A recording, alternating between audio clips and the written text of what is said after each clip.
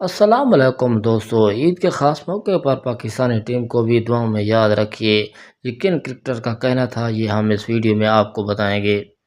دوستو، Pakistan cricket team کے کھلاڑیوں کا کہنا ہے کہ عید کی خوشیاں سب کے ساتھ مل کر منائیں۔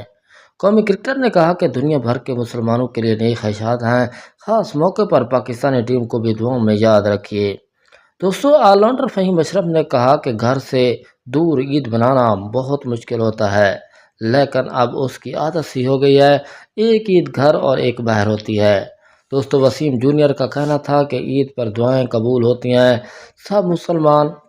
سب پاکستان ٹیم کے لیے بھی دعائیں کریں۔ طیب طاہر نے عید کی مبارکباد دیتے ہوئے سب سے درخواست کی کہ اپنے ارد گرد غریبوں کو اپنی خوشیوں میں شامل کریں۔ جن دوستوں نے میرے چینل کو سبسکرائب نہیں کیا وہ چینل کو سبسکرائب کر دیں تاکہ ہر نئی آنے والی ویڈیو آپ تک پہنچ سکے۔